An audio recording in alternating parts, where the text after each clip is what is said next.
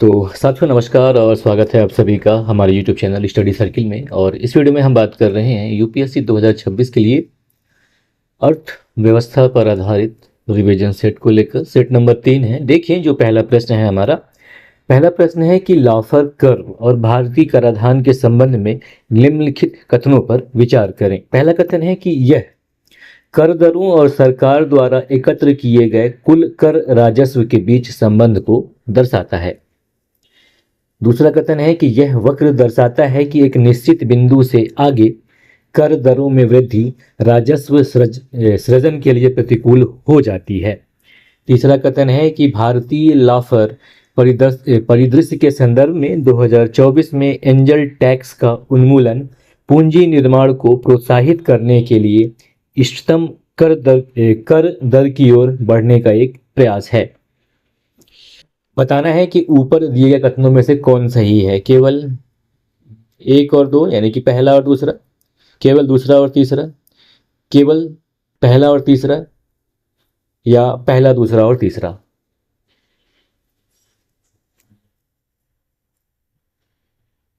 तो यहाँ पे सही विकल्प डी हो जाएगा कि ये तीनों कथन जो है लाफर कर्व और भारतीय कराधान के संबंध में, तीनों कथन सही हैं। अब बात करें अगर लाफर कर्व की, तो असल में जो लाफर कर्व है यह सार्वजनिक वित्त की एक अवधारणा है जो कि कर की जो दर होती हैं वो और जो सरकार जो एकत्र मतलब सरकार के द्वारा एकत्र किए गए कुल राजस्व के बीच जो है संबंध उसको दर्शाता है। तो पहला कथन सत्य है।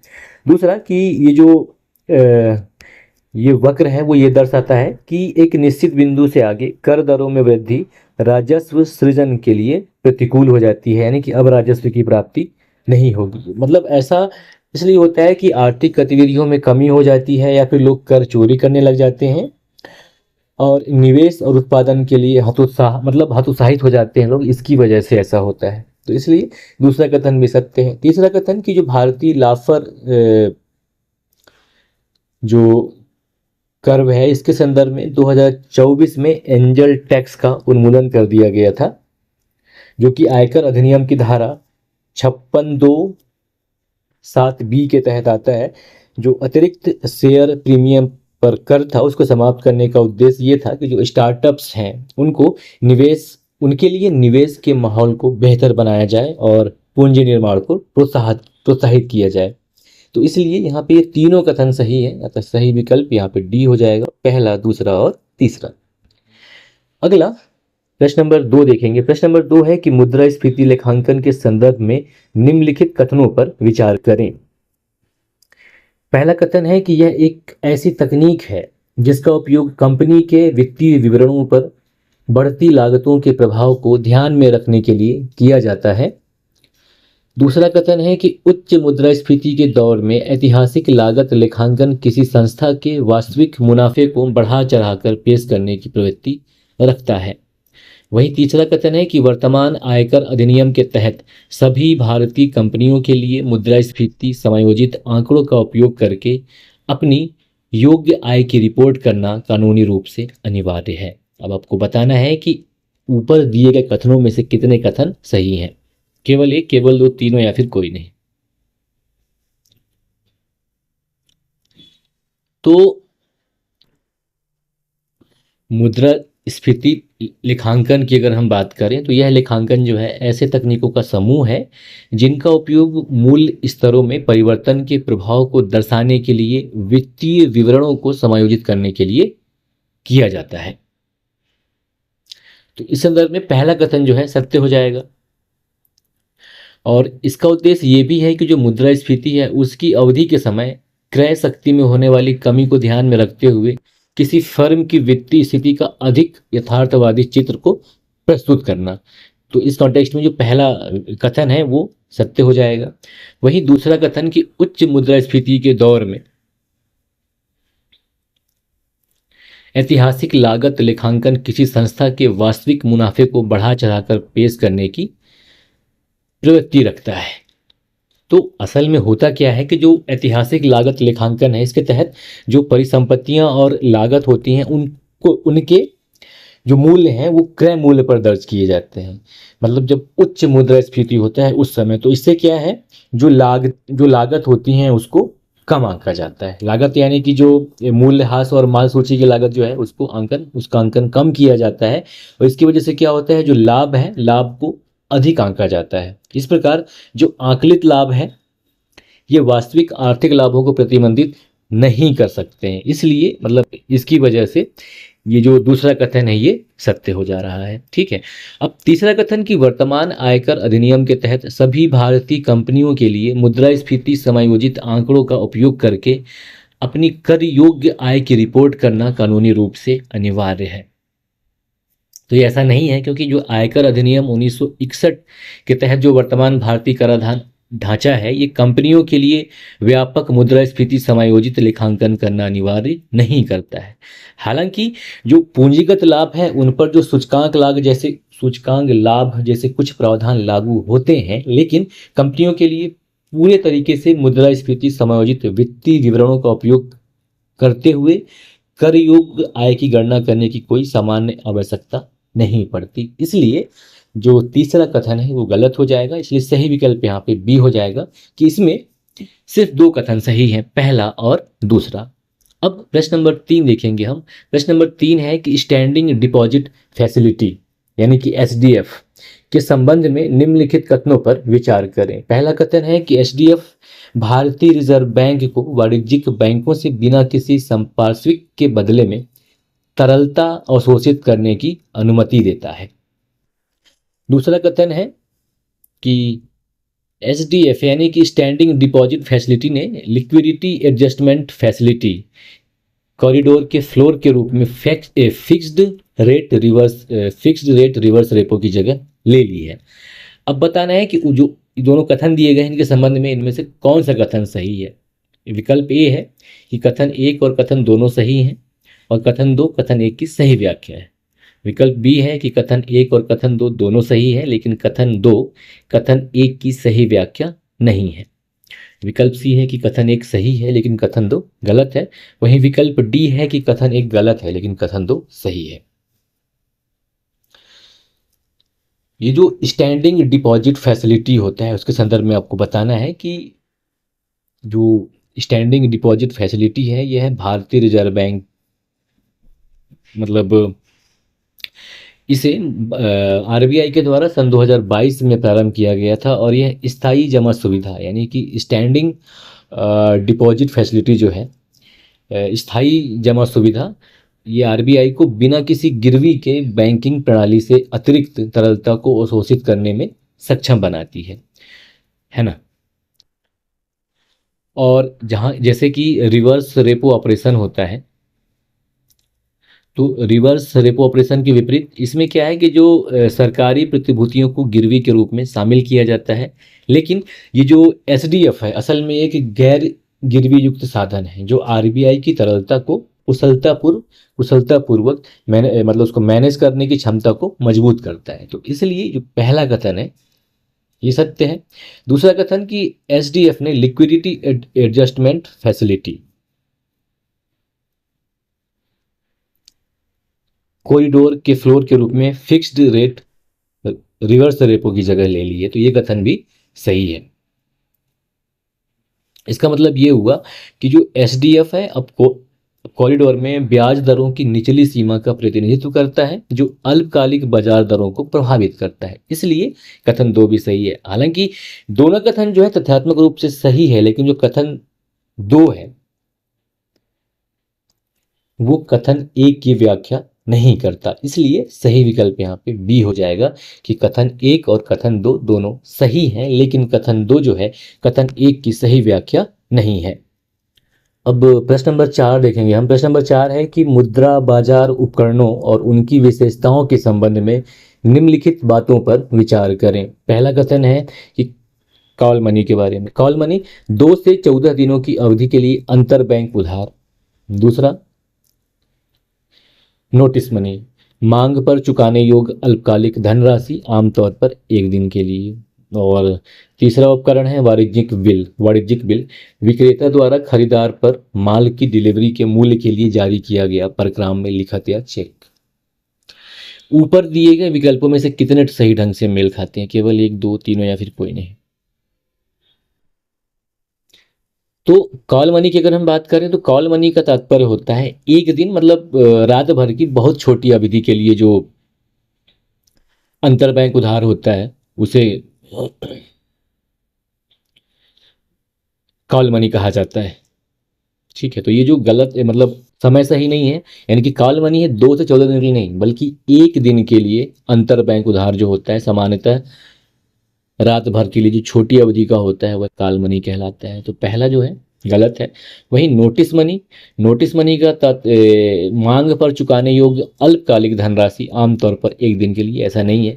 असल में जो नोटिस मनी होता है इसका तात्पर्य यह है कि एक दिन से अधिक और अधिकतम 14 दिनों की अवधि के लिए उधार ली गई धनराशि से संबंध है इसका, तो ये भी गलत है नोटिस मनी। वहीं वाणिज्यिक बिल की अगर हम बात करें तो वाणिज्यिक बिल विक्रेता द्वारा खरीदार पर माल की डिलीवरी के मूल्य के लिए जारी किया गया एक पराक्रम में लिखित, ये सत्य है। जो वाणिज्यिक बिल होता है या विनिमय बिल एक परक्राम में लिखित है, जो कि जो ऐसा माना जाता है कि जो विक्रेता है, विक्रेता के द्वारा क्रेता पर जब वस्तु की आपूर्ति कर दी जाती है तो उसके लिए जो मूल्य जारी किया जाता है जिसका भुगतान भविष्य में किया जाना है तो वाणिज्यिक बिल कहलाता है। तो ऐसे में जो ये जो मुद्रा बाजार उपकरण के जोड़ी है इसमें सिर्फ एक सही है, नंबर 3 वाणिज्यिक बिल। तो सही विकल्प यहाँ पे ए हो जाएगा, केवल एक। अगला 5वां प्रश्न है कि भारतीय रिजर्व बैंक द्वारा संचालित खुले बाजार संचालन यानी कि open market organization of market जो ये है खुले बाजार संचालन के प्राथमिक उद्देश्य निम्नलिखित में से कौन से हैं? पहला, अर्थव्यवस्था में कुल मुद्रा आपूर्ति को विनियमित करना। दूसरा, सरकारी प्रतिभूतियों पर प्रतिफल को प्रभावित करना। तीसरा, केंद्र सरकार के राजकोषीय घाटे का प्रत्यक्ष प्रबंधन करना। चौथा, घरेलू रुपये पर विदेशी पूंजी प्रवाह के प्रभाव को बेअसर करना। अब दिए गए कोड का उपयोग करके सही उत्तर का चयन करना है, बताने के इनमें से कौन सा सही है। पूछ रहा है कि जो ये भारतीय रिजर्व बैंक है इनके द्वारा जो खुला बाजार संचालन किया जाता है उसके प्राथमिक उद्देश्य इनमें से कौन से हैं? तो ये जो पहला देखिए कि अर्थव्यवस्था में कुल मुद्रापूर्ति को विनियमित करना, ये है, तो एक तो सही है। दूसरा कि सरकारी प्रतिभूतियों पर प्रतिफल को प्रभावित करना, ये भी है।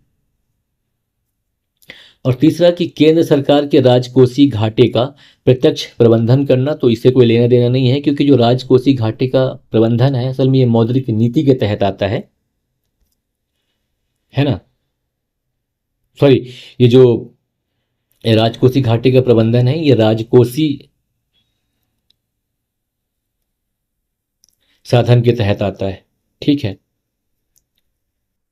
तो तीसरा कथन जो है गलत हो जाएगा। और ये चौथा कि घरेलू रुपये पर विदेशी पूंजी प्रवाह के प्रभाव को बेअसर करना, ये सत्य है। तो यहाँ पे पहला, दूसरा और चौथा सत्य है, इसलिए सही विकल्प सी हो जाएगा कि पहला, दूसरा और चौथा। अगला प्रश्न नंबर 6 देखेंगे। प्रश्न नंबर 6 है कि पूंजी बाजार के संबंध में निम्नलिखित कथनों पर विचार करें। पहला कथन है कि ग्रीन शू ऑप्शन अंडर राइटर को आईपीओ में जारीकर्ता द्वारा मूल रूप से नियोजित शेयरों की तुलना में अधिक शेयर बेचने की अनुमति देता है। दूसरा कथन है कि भारत में वैकल्पिक निवेश कोष यानी कि AIF की स्थापना ट्रस्ट, कंपनी या सीमित देयता साझेदारी के रूप में की जा सकती है। तीसरा कथन कि भारत सरकार द्वारा जारी किए गए सॉवरेन ग्रीन बॉन्ड्स का द्वितीयक बाजार में कारोबार होता है, लेकिन वे SLR यानी कि वैधानिक तरलता अनुपात की आवश्यकताओं के लिए अपात्र हैं या योग्य नहीं है।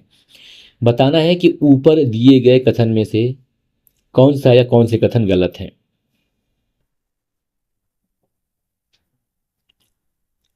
तो जो पहला कथन देखेंगे ग्रीन शू ऑप्शन अंडरराइटर को आईपीओ में जारीकर्ता द्वारा मूल रूप से नियोजित शेयरों की तुलना में अधिक शेयर बेचने की अनुमति देता है, ये सत्य है, मतलब सही है ये।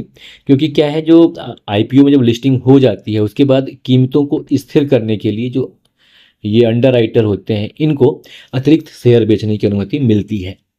तो पहला कथन सही है। वहीं दूसरा कथन कि भारत में वैकल्पिक निवेश कोष की स्थापना ट्रस्ट, कंपनी या सीमित देयता साझेदारी के रूप में की जा सकती है, ये भी सत्य है ना।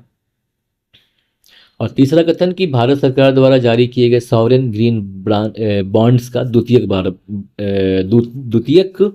बाजार में कारोबार होता है, लेकिन वे एसएलआर या वैधानिक तरलता अनुपात की आवश्यकताओं के लिए अपात्र है। ये कथन गलत है, क्योंकि जो सॉवरेन ग्रीन बॉन्ड्स हैं या संप्रभु हरित बॉन्ड हैं, कुछ सरकारी प्रतिभूति माना जाता है और ये वैधानिक तरलता अनुपात के लिए जो आवश्यकता होती है उसकी पूर्ति करते हैं। हालांकि द्वितीयक रूप से सक्रिय रूप से मतलब द्वितीयक बाजार में सक्रिय रूप से काम करते हैं, लेकिन यहाँ पे ये बताया गया है कि ये एसएलआर की आवश्यकताओं के लिए अपात्र हैं। तो चूंकि ये एसएलआर के लिए वैध मतलब आवश्यकताओं के लिए पात्र हैं, इसलिए यहाँ पे गलत हो जाता है तीसरा कथन। और पहला दूसरा सही है, तीसरा गलत है, तो सही विकल्प यहाँ पे बी हो जाएगा, केवल 3। अगला 7वां नंबर प्रश्न है अपना कि tier 2 bond capital conservation buffer और काउंटर साइक्लिक कैपिटल बफर शब्दों की सामान्य विशेषता क्या है। विकल्प ए है कि ये आरबीआई द्वारा रुपये की विनिमय दर को प्रबंधित करने के लिए उपयोग किए जाने वाले उपकरण हैं। विकल्प बी है कि वे बैंक सॉल्वेंसी के लिए बेसल 3 नियामक ढांचे का एक हिस्सा है। और विकल्प सी है कि ये प्राथमिक क्षेत्र को ऋण देने के लिए बैंकों को दिए जाने वाले प्रोत्साहन है। विकल्प डी है कि ये सरकार द्वारा बजट घाटे को कम करने के लिए अपनाए जाने वाले राजकोषीय उपाय हैं। बताना है कि बॉन्ड जो होते हैं ये कैपिटल कंजर्वेशन बफर और काउंटर साइक्लिक कैपिटल बफर शब्दों की समान विशेषता क्या होती है। जो टियर 2 बॉन्ड होते हैं ये, तो असल में ये जो टियर 2 बॉन्ड होते हैं ये अधीनस्थ ऋण साधन हैं जो कि जो बेसल 3 मानदंडों के तहत जो बैंक की नियामक पूंजी होती है, जो कि टियर 2 प्रकार की पूंजी होती है, उसका एक हिस्सा होते हैं। और ये जो है टियर 2 बॉन्ड होते हैं, असल में ये जब बैंक में संकट की स्थिति आती है तो उस स्थिति में जो बैंक में हानि होती है उनको सहन करने की क्षमता को बढ़ाते हैं। तो इसलिए सही विकल्प यहाँ पे नंबर बी हो जाएगा कि वे बैंक सॉल्वेंसी के लिए बेसल 3 नियामक ढांचे का हिस्सा है।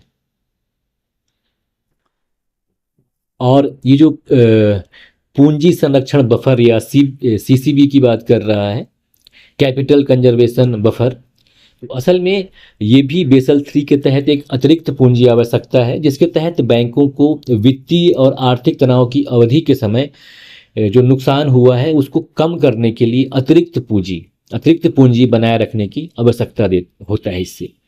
वहीं ये जो काउंटर साइक्लिक कैपिटल बफर या सीसीसीबी है, उसकी अगर हम बात करें प्रति चक्री पूंजी बफर, यह भी बेसल 3 के तहत निर्धारित है और अत्यधिक ऋण वृद्धि की अवधि के दौरान लचीलापन बनाने के लिए इसको सक्रिय किया जाता है।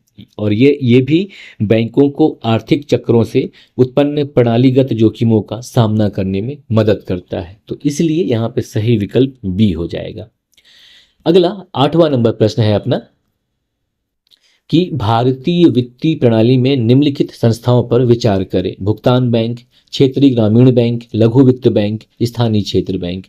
आरबीआई के साथ नगद आरक्षित अनुपात यानी कि कैश रिजर्व रेशियो बनाए रखने के लिए उपरोक्त में से कितनी चीजें वर्तमान में आवश्यक हैं। केवल 1, केवल 2, केवल 3 या फिर 4?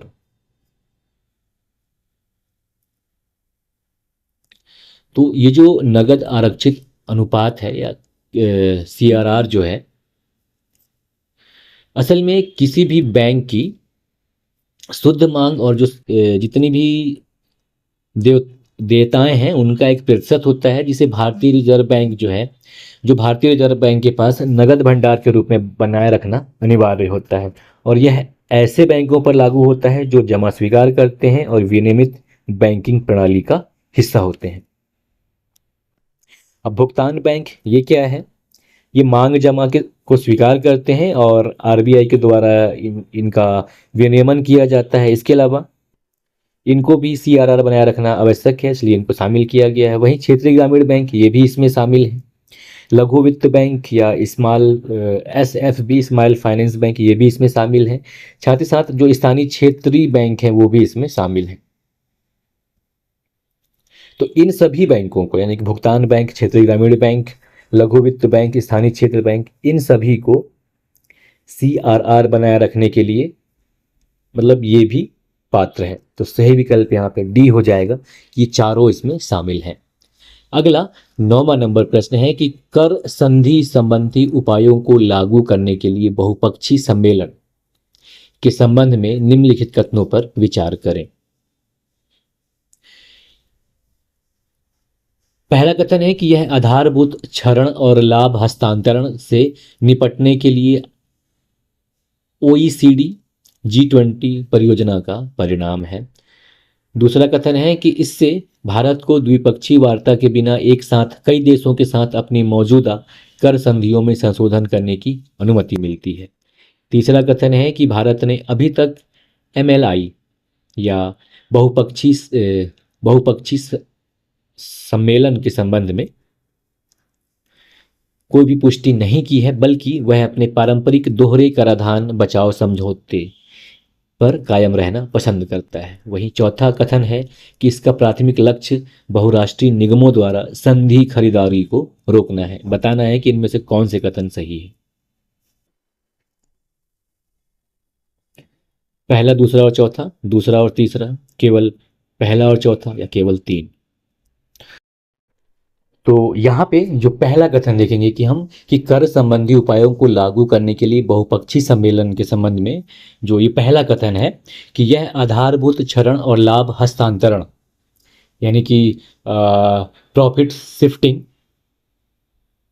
मतलब BEPS यानी कि base erosion and profit shifting से निपटने के लिए OECD या G20 परियोजना का परिणाम है। ये सत्य है, क्योंकि इसका उद्देश्य जो है बहुराष्ट्रीय उद्यमों के द्वारा उपयोग की जाने वाली जो कर चोरी है उसकी रणनीतियों पर अंकुश लगाना है। तो पहला कथन जो है सत्य है। दूसरा कथन कि इससे भारत को द्विपक्षीय वार्ता के बिना एक साथ कई देशों के साथ अपनी मौजूदा कर संधियों में संशोधन करने की अनुमति मिलती है, ये भी एक सत्य है, क्योंकि इससे क्या होगा, कार्यकुशलता बढ़ती है और ये जो BEPS है यानी कि base erosion and profit shifting या यूँ कहे कि आधारभूत क्षरण और लाभ हस्तांतरण की जो प्रक्रिया है इससे कार्यकुशलता बढ़ती है और इस उपाय की वजह से जो इम्प्लीमेंटेशन होता है मतलब इम्प्लीमेंटेशन होता है किसी भी चीज़ का क्रियान्वयन होता है वो तत्काल होना मतलब जल्द ही होना सुनिश्चित होता है। तो दूसरा कथन इस कॉन्टेक्स्ट में सही है। तीसरा कि भारत ने अभी तक MLI की पुष्टि नहीं की है, ये गलत है, क्योंकि भारत ने इसकी पुष्टि कर दी है। 2017 में हस्ताक्षर किए और 2019 में इसकी पुष्टि कर दी गई। तो तीसरा कथन गलत हो जाता है। चौथा कि इसका प्राथमिक लक्ष्य बहुराष्ट्रीय निगमों द्वारा संधि खरीदारी को रोकना है, तो ये कथन सत्य है, क्योंकि इसका एक प्राथमिक उद्देश्य ये है कि जो संधि दुरुपयोग है उसको रोका जाए, विशेष रूप से संधि खरीदारी को, जहां जो संस्थाएं होती हैं कृत्रिम व्यवस्थाओं के माध्यम से कर देयता को कम करने के लिए जो कर संधि होती है उनका फायदा उठाती है। तो यहाँ पे जो ये विकल्प है इसमें पहला, दूसरा और चौथा सही है, इसलिए सही विकल्प हो जाएगा ए कि पहला, दूसरा और चौथा कथन इनमें से सही है। अगला अपना 10वां प्रश्न है, सॉरी इसमें इतना ही है इस वीडियो में, और उम्मीद करता हूँ कि वीडियो आपको पसंद आया हो और आपके तैयारी को थोड़ा बहुत जितना हो सके उतना इम्प्रूव करें। बस इस वीडियो में इतना ही। पसंद आया हो तो लाइक करें। नमस्कार, जय हिंद, जय भारत।